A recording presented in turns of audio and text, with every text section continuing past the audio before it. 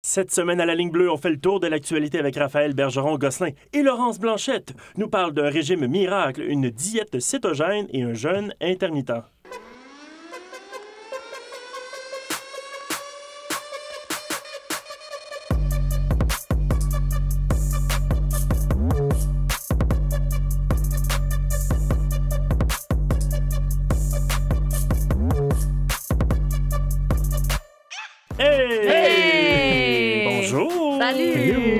Salut les amis, un immense épisode de La Ligne Bleue, le balado officiel des Carabins de l'Université de Montréal. Yes. Devant nous, Raphaël, aujourd'hui, de quoi parle-t-on? On parle d'une dernière semaine qui explique deux choses. Ça, pourquoi je pense qu'on aime notre job. C'est une semaine occupée dans le sport et ça explique aussi pourquoi on a des cernes en dessous des yeux à l'occasion. Donc, une grosse semaine dans l'actualité sportive. Toi. Écoute, toi, ça se maquille peut-être un petit peu mieux que nous. Bon. Mais bon. non, c'est vrai, c'est bien ton côté. Bien sûr. Mais une grosse semaine, des matchs d'ouverture, Oui. des saisons qui se terminent. Donc, on parle de tout ça dans quelques instants. Et Laurence? Je vous parle de régime miracle. Donc, évidemment, régime miracle, c'est un concept qui se peut pas vraiment. Sinon, on serait tous de la même shape. Hein? Oui. Mais je vous parle de diète cétogène et de jeûne intermittent, des régimes, des diètes qui sont très tendance en ce moment. Je démystifie ça grâce à un entretien que j'ai eu avec la clinique universitaire de nutrition de l'Université de Montréal. Sont-ils vraiment des régimes miracles? J'aurais donc, la réponse pour vous, en fait. C'est ça, là. Ça reste dans les airs, finalement. C'est pas nécessairement... Il y a encore espoir. Il y a encore espoir, mais je veux dire, if it was, we would know, tu sais. Donc, je vous parle de ça tantôt. C'est vraiment excitant, tout ça, là. Raphaël, donc, je me tourne vers toi, là, parce que on a un gros week-end devant nous. On en avait un gros week-end la semaine dernière également. Ouais. Que s'est-il passé? D'abord, on commençait peut-être par le hockey. Ben oui. Le match d'ouverture vendredi dernier. Là. Ben, certainement. On peut commencer par le hockey. Donc, vendredi soir, l'aréna était, je peux pas dire remplie, mais était bien garnie. Non, mais parce qu'il est immense. Là. Je veux dire, C'est ça, exactement. On pourra jamais vraiment remplir. Mais il y avait une très belle ambiance, pour ne pas dire que l'ambiance était lit, comme ma collègue Laurence pourrait dire. Donc, match d'ouverture de la 10e saison d'activité de notre équipe de hockey. Donc, il y avait des belles célébrations avant le match. On présente l'équipe, les gros spotlights, les lumières, les caméras. C'était plaisant comme ambiance. Absolument. Puis, cette belle ambiance-là s'est poursuivie parce qu'on a remporté le match 6-0 face aux GGs d'Ottawa. C'était tout un match. Tout un match. C'est la première fois, premièrement. Dans un match comme ça, il y a, on dirait, des dizaines de statistiques là, qu'on pourrait vous dire qui sont impressionnantes. Là. Mais bon, on en a sélectionné quelques-unes. Premièrement, c'est la première fois qu'on gagne un match d'ouverture par blanchissage. Le blanchissage est allé à l'affiche de la gardienne de deuxième année, Maude Trévisan, qui en a quand même beaucoup sur ses épaules cette année. Hein? Hey, deuxième année, là, gardienne partante, c'est quand même quelque chose. Exactement, hein? Deuxième année. Puis, tu sais, l'an passé, elle et Marie-Pierre Chabot, qui était une gardienne de dernière année, se sont vraiment partagé le travail. Question de faciliter un petit peu la transition pour Maude. Et l'an passé, elle a eu 9 départs. Elle a fait 3 jeux blancs, ce qui est excellent. Cette année, un match, un jeu blanc. En carrière universitaire, 10 matchs, 4 jeux blancs. C'est extraordinaire. C'est extraordinaire. Mais c'est une gardienne qui était quand même fortement recrutée dans les rangs collégiaux.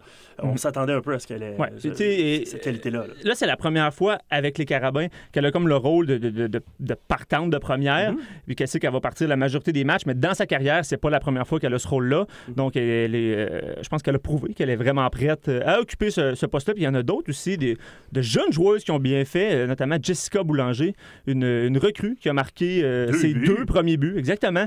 Et on se demandait même un moment, là, parce qu'elle a eu d'autres très bonnes chances de marquer. Donc, ça aurait pu être un tour du chapeau à son premier match, mais quand même 2 buts, c'est excellent. Puis après ça, une autre chose aussi que j'ai remarqué, puis je pense que dans l'aréna, si tu connais moindrement le hockey, là, tout le monde a remarqué le trio composé. Je pense qu'on peut appeler ça notre premier trio. Là. Jessica Cormier, Alexandra Labelle et Catherine Dubois. À toutes les fois que ces 3 filles-là étaient sur la glace ensemble, très dynamique. Je veux dire, ça... Tout ce qu'on peut bien faire au hockey, ils le font bien. On se passait bien la rondelle, c'était dynamique, ça roulait. Des replis défensifs, parce que ça arrivait qu'Ottawa avait la rondelle aussi. On revient dans notre zone.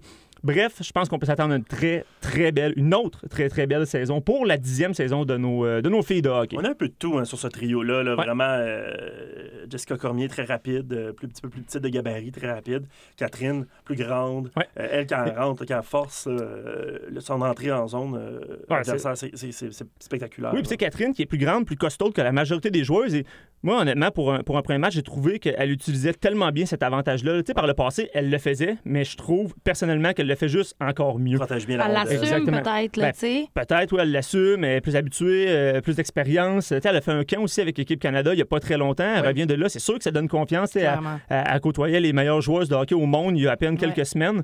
Puis là, elle revient au niveau universitaire, qui a un excellent niveau, mais qui est quand même pas ce niveau-là. Et puis là, ben, ça paraît qu'elle a pris une coche, voire même 2 coches. Puis, Alexandra Labelle aussi un doublé. Catherine Dubois a marqué un but dans ce match-là. Exactement, oui, Catherine Dubois a un but, puis Alexandra Labelle un doublé plus une passe.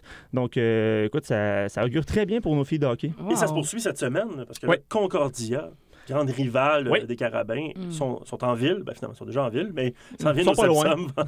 Traversent vers le Sepsum vendredi. Exactement. Vendredi, ici, on va recevoir les Steniers de Concordia qui sont une force au RSEQ. L'an passé, on s'est incliné en finale. Titre, exactement. Championnat en titre, on s'est incliné en finale provinciale. Donc, on peut dire qu'il y a des comptes à régler de ce côté-là. Puis, c'est le fun. Ça se passe en début de saison. Les filles sont prêtes. Je suis pas mal certain que les filles de Concordia sont prêtes aussi. Donc, ça risque de donner un bon spectacle vendredi soir au Sepsum. Nice. Donc, oui, vendredi soir, on n'a pas manqué dès 19h. Et si vous ne pouvez y être, ça sera diffusé, cette rencontre-là, sur notre chaîne YouTube. youtube.com/carabin au pluriel UDEM, donc U de M. Et dimanche également, le match, ce sera... nos filles sont en action, mais cette fois-ci à Carleton, donc contre les Ravens, mais dans le coin d'Ottawa. Donc, c'est très bien pour le hockey. Et il y avait d'autres choses. Il y avait du soccer, également un programme double contre Sherbrooke. Oui, un programme... non, pas contre Sherbrooke. Non, c'est le volleyball, ça. Je suis complètement exactement. On va commencer par le soccer. Oui. On y va avec le soccer. Programme double contre les Citadins de l'UQAM jeudi soir. Voilà. 2 victoires, autant du côté des gars, du côté des filles, 2-1. Premièrement, quelque chose de réglé, 2 victoires. Mais ces victoires-là ont vraiment été payantes, on peut dire. Autant du côté des gars, du côté des filles, encore une fois, on s'est assuré du titre de la saison régulière. Donc, c'est nous qui sommes la meilleure équipe pour la saison régulière. Si on parle aux coachs, aux joueurs, aux joueuses, probablement qu'ils vont nous dire, et avec raison, que bon, c'est pas le but ultime, que c'est pas ça qu'on vise, mais reste que quand on regarde, ça prouve qu'on a des équipes talentueuses sur le terrain. Oui. Mais reste que ces 2 titres de saison régulière-là, c'est plus qu'un titre de saison régulière, ça nous qualifie automatiquement pour les championnats canadiens. Donc, ça, c'est immense. C'est immense parce que le but, c'est d'arriver au championnat canadien avec une dose de confiance parce que tu as remporté le titre québécois, le titre RSEQ. Mais reste qu'on ne sait jamais ce qui peut arriver dans le sport. C'est juste, je pense que c'est vraiment une pression de moins sur les épaules des entraîneurs et des joueurs et des joueuses parce que tu t'en vas là vraiment pour... travailler, perfectionner ton jeu et surtout t'amuser parce que tu n'as pas la pression que si tu arrives en demi-finale puis que tu es à 88e minute puis que c'est 0-0 encore, tu dis une saison quasi parfaite. Puis là, la moindre petite erreur pourrait faire que tout s'écroule. Là, non, on est déjà assuré d'aller au championnat canadien. Et du côté des filles, on a un titre à défendre à l'échelle nationale. Et du côté des gars, on n'a pas un titre à défendre, mais je veux dire, on a perdu dans les derniers instants de la finale. Donc, on a quelque chose à aller prouver, à aller chercher. Ils font partie certainement de l'élite. De l'élite nationale. Donc, on va voir du soccer encore pour quelques temps, quelques semaines, parce que les filles vont se diriger vers Ottawa pour le championnat canadien éventuellement après le championnat provincial. Et les gars, eux, on s'en va un petit peu plus loin. On s'en va jusqu'en Colombie-Britannique sur le campus de l'université UBC pour le championnat canadien. Mais avant, il ne faut juste pas oublier qu'il y a le demi-finale provinciale qui se déroule ce dimanche. Exactement. Et, contre McGill, les 2 matchs. Oui. Et par la suite, advenant des victoires de nos équipes, ça va se poursuivre en finale. Et là, on ne peut pas certainement vous dire contre qui parce qu'on ne le sait pas encore, mais on souhaite voir des finales provinciales se dérouler au Sepsum. Et le fait aussi qu'on soit champion, ça fait en sorte que si on se rend en finale, ça va se passer sur notre terrain également. Absolument. On a l'avantage du terrain tout le long des séries provinciales. Donc, dimanche, dès 10h, les dames contre les Martlets de McGill et à 13h, les hommes contre les Redmen de McGill. Exactement. Donc, une grande rivalité bleu-rouge dimanche. Et peut-être, quand même, il faut parler aussi, là, oui, il y a les résultats, les championnats canadiens, mais il y a un joueur, un vétéran de l'équipe de soccer, Frédéric Lajoie-Gravel, qui mérite qu'on prenne peut-être une petite minute ou deux, là, parce que lui achève sa carrière universitaire, va prendre fin sous peu au championnat canadien. On le sait pas mal quand sa carrière va se terminer. Et a vraiment connu une carrière exceptionnelle. Et lors du dernier match, match qui s'est déroulé pour les gars jeudi, parce que les filles ont terminé leur saison dimanche avec une victoire à Bishop, si je ne l'avais pas mentionné. Les gars, eux, ça s'est terminé jeudi. Et Frédéric, et là, il faut que je regarde mes notes juste pour être certain, là, mais a fini la saison avec 20 points. 14 buts, 6 passes. Ça, c'est un nouveau record du RSEQ dans une saison. Donc, jamais personne avant, aucun joueur d'aucune équipe avait réussi à inscrire 20 points dans une saison. Et le record avant appartenait à un ancien carabin, Julien de la Riera, qui avait, en 2004, inscrit 18 points. Donc, c'est immense. C'est immense. Que je veux dire, puis, c'est quand même une saison extraordinaire pour lui. Là. Extraordinaire. Puis en plus de tout ça, il a inscrit 2 buts dans le dernier match. Et ça fait qu'en carrière, avec les Carabins, il en a inscrit 31. Ça égalise le record qui appartient à un de nos entraîneurs, Boubacar Koulibaly. Ah oui. C'est lui qui détient le record. Maintenant, ils le détiennent ensemble. Donc, Boubacar et Frédéric, co-détenteurs du record. Et en plus, dans les derniers instants du match, vraiment dans les dernières minutes, Frédéric s'est échappé et a tiré, puis ça a frappé le poteau. Fait que, aurait pu battre le record, mais rendu là, c'est pas non plus les records personnels qu'on vise, mais bon, ça probablement que sur le coup, il est un petit peu déçu. Ça aurait fait une belle histoire. Exactement, une belle histoire. Terminé avec un tour de chapeau, 3 buts, battre le record. Mais bon, l'important, c'est qu'on se qualifie pour les séries, championnat canadien, bas des records. Je pense qu'on rentre avec une belle énergie. Puis l'entraîneur Pat Raimondo, quand je lui ai téléphoné, ce qui est le fun, c'est qu'il me disait sans aucune hésitation, c'est de loin notre meilleur match de la saison. Puis, tu sais, Pat, c'est un entraîneur qui... Tu sais, je dirais pas difficile, c'est pas ce que je veux dire, mais tu sais, qui en demande beaucoup à ses joueurs. Puis, exactement, rigoureux, qui en demande beaucoup à ses joueurs, puis avec raison. Quand tu sais que tu as une belle équipe entre les mains, tu leur demandes pas loin de l'excellence. Puis là, tu sais, c'est rare, je l'entends dire ça, mais c'était vraiment, je suis tellement content de l'effort que mes joueurs ont fourni. Ça s'est bien passé. C'est notre meilleur match de la saison. C'était le dernier de la saison. C'est exactement comment il fallait que ça se termine. Puis on l'a fait. Très nice. Donc, écoute, les saisons régulières de soccer qui se terminent. Puis là, dimanche, les séries qui débutent. Il a fait combien de buts, Frédéric, en tout? En tout, avec les Carabins, 31. C'est ça qui est quand même incroyable. En si peu de temps, là, je veux dire, je regarde ça. Moi, il est arrivé quand moi j'ai ma première saison ici en 2016. Puis il avait joué à l'époque 8 matchs, puis il avait marqué 7 buts. Là, déjà, cette année, il y en a 14. C'est pas loin d'être la moitié de sa carrière universitaire qui a inscrit cette année. Donc, vraiment connu une dernière saison là, remarquable. Ouais. Donc, les honneurs individuels aussi du soccer universitaire qui vont sortir sous peu. On ne sait pas encore, mais probablement que Frédéric risque d'y faire partie tout ce qui est l'équipe d'étoiles ou peu importe. C'est 31 buts en 3 ans. C'est même pas une carrière de 5 ans universitaire que tu peux jouer. Normalement, tu peux jouer jusqu'à 5 ans.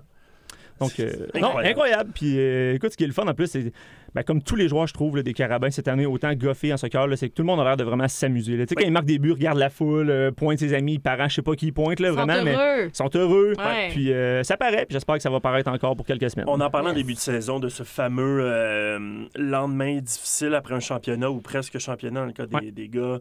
On s'inquiétait un peu, est-ce qu'ils vont être à la hauteur du moment? Et vraiment, chapeau aux entraîneurs qui ont gardé leurs équipes concentrés sur la tâche, à recommencer une nouvelle quête vers un titre provincial d'abord, puis national par la suite.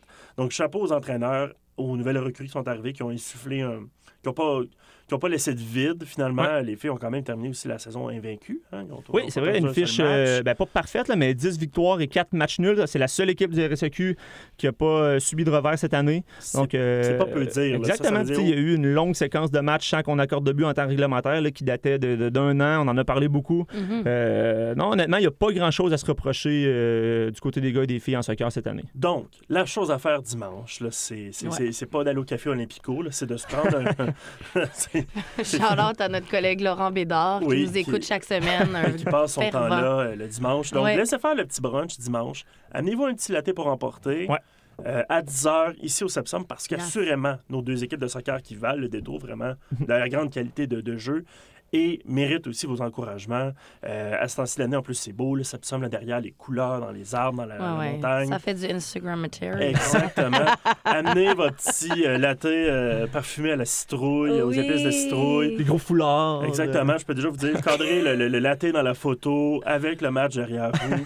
Hashtag That's Life. Laurence peut même vous donner des petits trucs là, pour retirer des choses dans votre photo si jamais. Rendu une experte. Là. Non, mais je veux juste dire que je suis pas experte, là, dans le sens que moi, je fais pas ça, mais c'est que j'ai eu une formation là, par rapport à tous ces beaux outils-là. Ça promet pour les comptes du Sepsum très prochainement. Déjà, en cours. Tout à fait. Génial. Donc, parfait. Et venez encourager nos équipes ce dimanche pour les demi-finales. Mais il y avait autre chose. Donc, j'en ai brièvement parlé tantôt en me trompant. Mais donc, c'était le premier week-end d'activité aussi au volleyball. Parce que le hockey et le volleyball commencent toujours le même week-end. Ouais.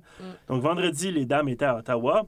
Et dimanche, un programme double à domicile, le premier de l'année. Exactement. Donc, vendredi, face à Ottawa, les filles l'ont emporté 3-1. Donc, ça débutait bien la saison. Puis, du côté du volleyball, on en a parlé, c'est la semaine dernière, je crois. Là, oui. Exactement, avec deux joueurs, une fille... Gabrielle et Clémence. Exactement, Gabrielle et Clémence. Puis, tu sais, on débute des nouveaux cycles, exactement. Avec le départ de Marie-Alex Bélanger, qui a été probablement une ou la meilleure joueuse de l'histoire du programme à passer ici. Du côté des gars, on perd nos deux joueurs de centre, on perd un de nos meilleurs attaquants. Donc, on débutait des nouveaux cycles. Du côté des filles, on commence avec une victoire de 3-1 convaincant. Ça fait du bien à la confiance. Parce qu'on avait hâte de voir quand même, c'était le match d'ouverture dimanche, programme double, donc les filles et les gars. Du côté des filles, premièrement, une victoire de 3-2. Donc, on a remporté ça en 5 manches. C'est toujours très, très excitant. Un long marathon de volleyball de plus de 2 heures. Puis, ça a peut-être été plus difficile qu'on le croyait. Mais quand même, le but, c'est qu'on ressorte avec une victoire. Puis quand on parle à Olivier Trudel, l'entraîneur, ce qu'il nous dit, c'est que cette année, la force de l'équipe, c'est l'équipe. C'est les 14 joueuses. Il dit, il n'y a pas une joueuse qui va nous faire gagner un match. Oui, il y a des filles, un soir, qui va connaître un bon match, qui va sauter plus haut que d'habitude, qui va défendre plus de balles que d'habitude, mais c'est vraiment l'équipe. Il n'y a pas une joueuse qui va nous faire gagner. Puis c'est exactement ce qu'on a vu. Les deux passeuses ont joué. Il y a des filles, Clémence, justement, qui est une joueuse de centre habituellement, a joué technique en position 2. On mélange vraiment. Là, tout le monde a joué. Vendredi soir, à Ottawa, toutes les filles en uniforme ont vu de l'action. Tout le monde est embarqué sur le terrain. Ça, c'est super intéressant parce que ça bâtit aussi un avenir très prometteur. Là, parce que oui, on est habitué. Marie-Alex était splendide. On lui passait le ballon à peu près une fois sur 2. En tout cas, presque tout le temps. Mais là, on s'habitue à un autre style de jeu. Puis moi, je pense qu'on n'a pas peur. Les deux équipes de volley n'ont pas peur d'utiliser le mot reconstruction. Là où... c'est un mot tabou à Montréal. Mais reconstruction ne veut pas dire, par exemple, défaite. Absolument, exactement. C'est là où je m'en allais. À Montréal, avec le Canadien, on n'ose pas parler de reconstruction, on parle de reset, rebuild ou whatever. Donc, et comme le Canadien actuellement, qui a un peu de succès avec une force d'équipe, alors qu'on ne s'attendait pas à tant de choses que ça, c'est exactement le même principe aussi que nos équipes de volleyball. Donc, on ne s'attend pas à perdre nécessairement, mais c'est avec un jeu d'équipe et collectif qu'on réussit à l'emporter maintenant. Là. Exactement. Puis, des fois, au volleyball, quand tu es en défensive, tu réussis à comprendre certaines tendances. Une attaquante va souvent frapper sur la ligne ou en diagonale, ou la passeuse fait des passes plus rapides, des passes plus hautes. Mais là, quand on change tout le temps les joueurs sur le terrain, tu peux pas vraiment découvrir de tendances puis t'habituer. Donc, ça devient plus difficile. Puis, il y a même une recrue, Olympe Demet, qui m'a, je sais pas si je prononce son nom de famille correctement, mais je crois Demet, donc m'a vraiment impressionné. Là, c'est une recrue, c'était son premier match au Sepsum. Puis, plusieurs belles attaques là, sur la ligne, solide. Génial. Donc, exactement, c'est un nouveau, même si c'est un nouveau cycle du côté des filles, ça promet. Puis du côté des gars, honnêtement, c'est un peu la même chose, mais là, on l'a emporté 3-0. Une victoire convaincante face à Sherbrooke également. Puis encore une fois, je me répéterai pas, là, mais c'est un travail d'équipe. Tout le monde a contribué. Gab Chancy, passeur, tellement calme sur le terrain. Là, on dirait que c'est comme la force tranquille. Je sais pas, il calme tout le monde sur le terrain. De nature, si vous avez écouté l'émission la semaine dernière, vous l'avez probablement compris, c'est un gars calme, posé. Un petit peu fatigué. Là, un petit peu fatigué, mais honnêtement, il est toujours un petit peu calme, posé. En contrôle. Exactement, en contrôle. Un peu, peut-être aussi pour ceux qui sont moins habitués au volleyball, le passeur, c'est un peu comme le carrière, si on peut dire. C'est lui qui contrôle le jeu, c'est lui qui décide où la balle va. Donc, c'est bien que ce joueur-là soit posé, calme, puis en contrôle. Exactement, en contrôle. Donc, tu sais, le premier set, la première manche a été un petit peu plus difficile, mais on l'a quand même remporté. Mais tu vois, Gab était confiant. Puis dans ce temps-là, tu t'envoies la balle à tes meilleurs joueurs. C'est ce qu'il faisait. Puis après ça, a vraiment pas hésité à distribuer le ballon à tout le monde. Puis, tu sais, quand je parlais tantôt du côté des filles, qu'on mélange puis qu'on sait pas comment faire, Olivier Riopel, qui était notre libéro l'an passé, puis un libéro étoile, cette année, évolue comme attaquant. Puis, tu sais, il est pas grand, Olivier. Là. Mais non, c'est ça, j'allais dire. Il me semble les attaquants, c'est pas eux qui sont genre immenses. Ils sont habituellement, les plus grands de l'équipe, c'est les joueurs de centre, mais après, c'était les attaquants d'habitude au volleyball. Par le passé, t'as pas nécessairement non plus super pas grand. Tu as très haute impulsion. C'est ça. Là, dans la séance d'entraînement, le warm-up, je regardais Olivier, puis c'est incroyable comment il saute haut. Je suis plus grand que lui, mais il saute tellement plus haut que moi, puis il va tellement plus haut que moi, son saute, là, parce que, écoute, on dirait qu'il y a littéralement des springs d'un pied ou d'un jambe, là, je sais pas, là. Mais exactement, puis ce qui fait en sorte aussi que, là, il n'est pas libéraux. Fait que quand il se retrouve en défensive, en arrière, mais c'est pas parce qu'il n'y a pas le gilet différent qui est plus bon en défensive, là. Ouais. Fait qu'il est encore excellent en défensive, puis là, on a un autre libéraux. Fait qu'on se retrouve souvent avec comme 2 libéraux, entre guillemets, là, sur le terrain. Puis là, tu parles à l'entraîneur Gazi qui nous dit on a complètement changé notre style de jeu. Tu sais, l'an passé, on était quand même grand pour le Québec, donc on frappait fort. On voulait impressionner avec nos frappes. Cette année, on a une équipe défensive. Puis c'est assumé.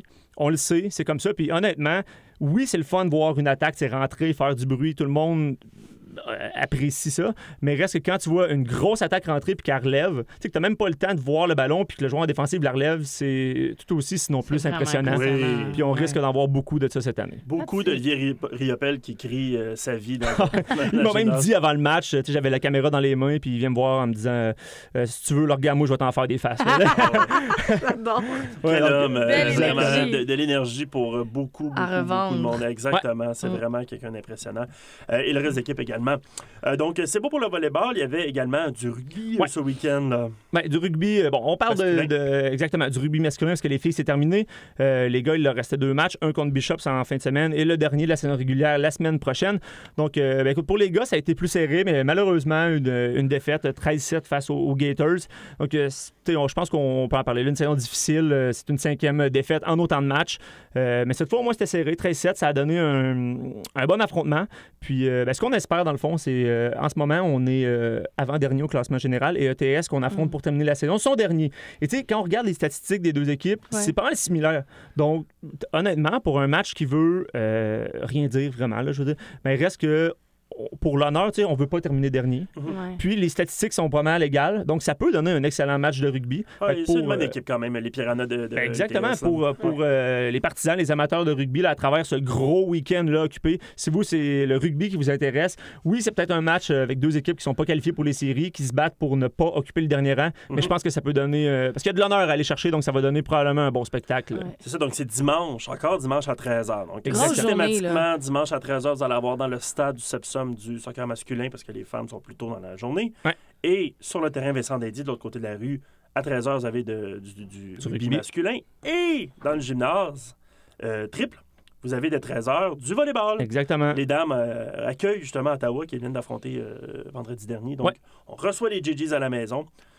Donc, 3 matchs systématiquement à 13h. En même temps, au Sepsum, mais pour les... S'il y en a qu'est-ce qu'on va faire, Raphaël? Ça, c'est une bonne question. On va se rencontrer tantôt, je pense. On s'en parle. Moi, je pense que j'ai une grippe qui se prépare. Cool. Donc, sans blague, très génial. Tout un week-end, vendredi, très occupé ici. Samedi, c'est pas ici physiquement, mais on est l'hôte du championnat provincial de cross-country. On en a parlé un petit peu plus tôt cette saison avec la co-capitaine Gabrielle Champigny. Ça a lieu au Parc Maisonneuve. Donc, samedi, si ça vous intéresse, c'est samedi matin. Donc, au Parc Maisonneuve, vous pouvez aller voir une course très relevée, un parcours difficile de cross-country. Puis tu m'as dit samedi? Oui. Il va... Mais même pour le rugby, je viens de flasher. Ma passion, c'est la météo. Il y en a de la neige, hein? Pour nos amis de cross-country, puis rugby, puis même soccer. Et football, parce que le football, on est à McGill. Le football, on est à McGill. Honnêtement, c'est une très, très grosse fin de semaine de sport. Tu sais, je regardais le calendrier de tout ce qui se passe pour les Carabins, puis c'est une des grosses fins de semaine de l'année. Oui.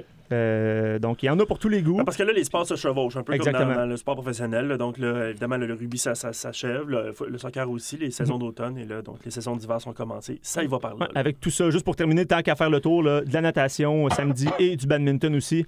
Natation, c'est à McGill que ça se passe et le badminton, c'est à Trois-Rivières. Oui. Donc, un gros week-end de sport. Puis, il y a beaucoup de choses qui vont se décider aussi, là, en soccer notamment, là, puis en rugby.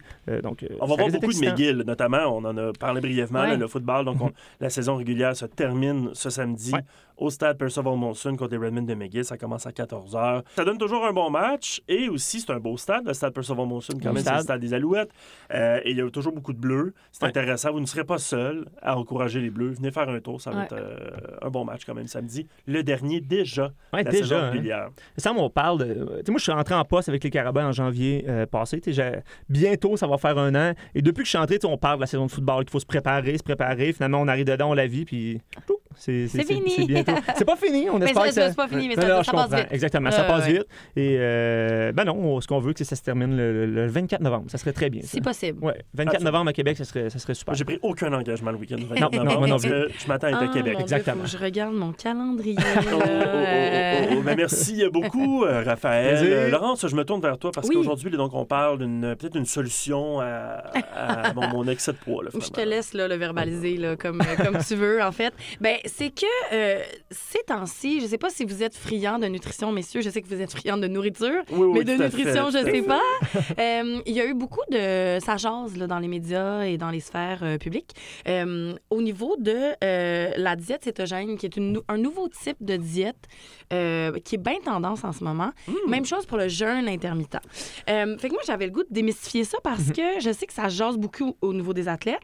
Puis, comme nous, on est au Sepsum, une communauté mode de vie sain. C'est quelque chose qui est venu aux oreilles de nos usagers, de notre grande famille Sepsum Carabin. Fait que j'avais envie de vous en parler aujourd'hui. Est-ce que vous avez une idée de ce qu'est la diète cétogène ou le jeûne intermittent? J'ai l'impression que ça implique des plantes, moi. C'est mon hypothèse de départ. Tu sais, jeûne intermittent, si je me fie au mot, on dirait que ça sonne pas sain. Mais en même temps, j'ai aucune idée c'est quoi. J'espère mais que tout est relatif. Je dis, mettons, des fois, on pense à, mettons, pas manger, c'est pas sain, mais mettons, on mange une poutine à 2h du matin, puis ça non plus, c'est pas très sain. Exactement. Donc, honnêtement, je sais pas c'est quoi. Je vous dis ma conclusion tout de suite. Tout est dans l'équilibre. Mais donc, je retourne au début de ma chronique. Le jeûne intermittent, je vous explique tout de suite, c'est un arrêt total de consommation de nourriture qui peut varier selon le type de jeûne. Ça peut durer entre 12 heures à plus de 72 heures et on peut le faire quelques fois par année comme quelques fois par semaine. Avant, on le connaissait beaucoup comme pratiqué pour des raisons spirituelles, mais de plus en plus, ça devient à la mode pour des gens qui veulent, dans une optique de perte de poids, en fait. Ouais. Et c'est là où ça devient tendance et sexy, mais on va voir si c'est vraiment la réponse à nos prières, comme on dit.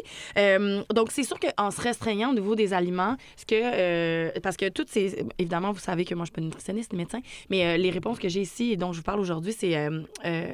j'en ai discuté avec la clinique universitaire de nutrition de l'Université de Montréal. Donc, ce qu'elle m'expliquait, les demoiselles, c'est que c'est sûr que quand on se restreint au niveau des aliments, bien, on se restreint au niveau des calories. Donc, nécessairement, on prend pas de poids, mais c'est Est-ce qu'on fournit assez notre moteur, finalement? Exactement. Très bonne question.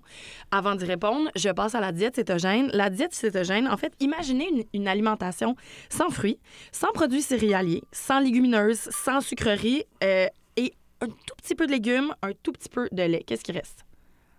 T'as-tu nommé la viande? Non, c'est ça. De la viande, des noix, des graines, et plein de sources de matières grasses comme beurre, huile, crème.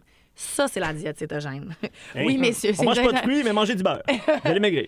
Bien, quelque chose comme ça. C'est qu'en fait, c'est une présence quasi exclusive d'aliments gras et de matières grasses et une quantité très, très faible de protéines et une infime portion de glucides. En fait, moi, je me disais, honnêtement, j'aurais aimé ça pouvoir avoir ce type de régime-là un jour, mais comment ça fonctionne, dans ma tête, ça fait aucun sens. En fait, ce qui se passe, c'est que cette diète-là force le corps à utiliser des voies métaboliques qui sont différentes qu'avec une alimentation qu'on dit normale pour aller chercher l'énergie nécessaire. En fait, c'est une voie secondaire qu'on dit celle des corps cétoniques, d'où le nom de diète cétogène.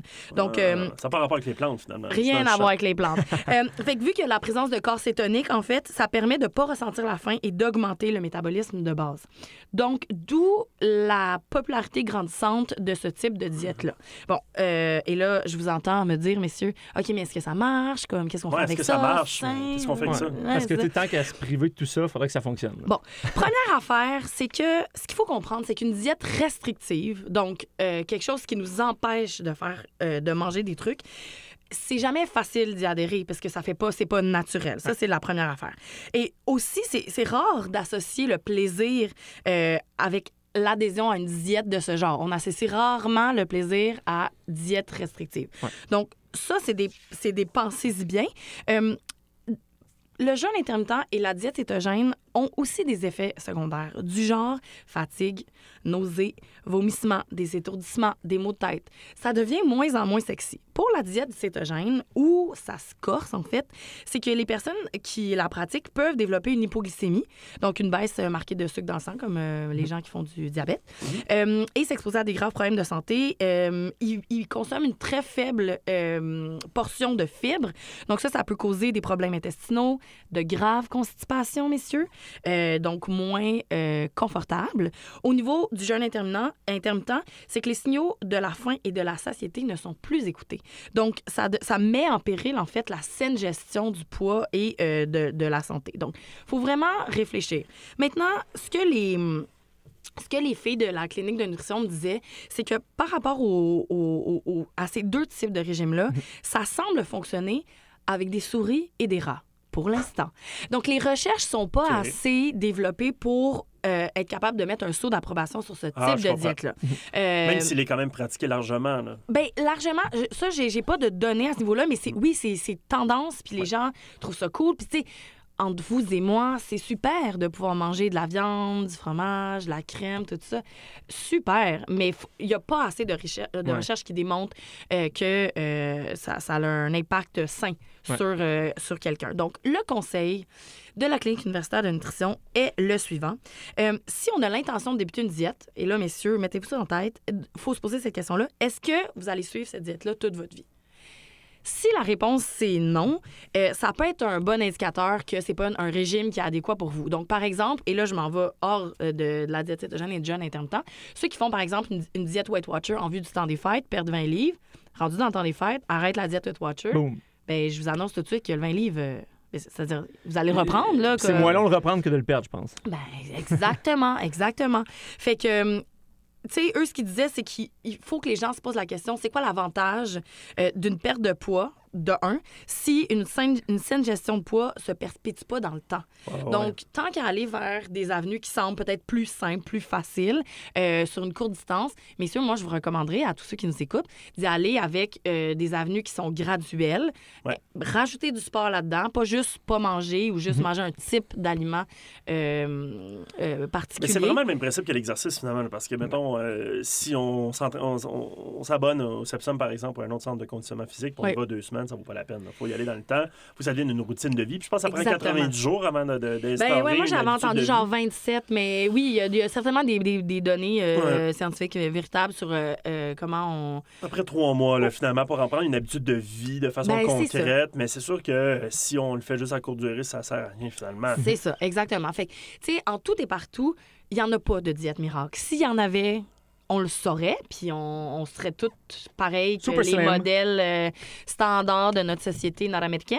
Mais donc, ça n'existe pas. Donc, ce que la clinique recommande, ce que je vous recommande en tant que femme, en tant que membre du Sepsum et tout ça, c'est vraiment d'y aller dans un régime équilibré. Donc, si vous faites du sport, tant mieux. Faut pas trop en faire non plus puis se surcharger. Si vous n'avez pas tendance à en faire, peut-être insérer une plage horaire ou 2 dans votre semaine.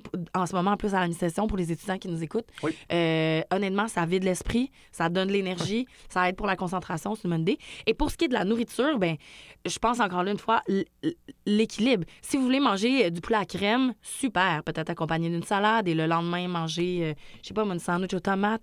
Mes recommandations sont pas scientifiques. Non, mais c'est l'équilibre. C'est l'équilibre là-dedans. Si vous mangez avec votre pause café, je pense à 2 exemples, notamment une palette de chocolat tous les jours. Oui. Ou 2. Peut-être que l'idéal serait de se réserver le mardi et le jeudi pour une petite palette de chocolat, puis le reste du temps, on prend une pomme. Juste y aller, parce que c'est bon, le chocolat, on va pas le canceller, là. Donc, voilà. Donc, pas de diète miracle, malheureusement. Ben, en tout cas, heureusement, malheureusement, à voir. Oui. Mais si jamais, pour ceux qui ont des questions sur la diète cétogène, sur le jeûne intermittent, si vous voulez entreprendre ça tout de même s'il n'y a pas encore de données concrètes, sérieuses, exactement sorties, adressez-vous à des nutritionnistes.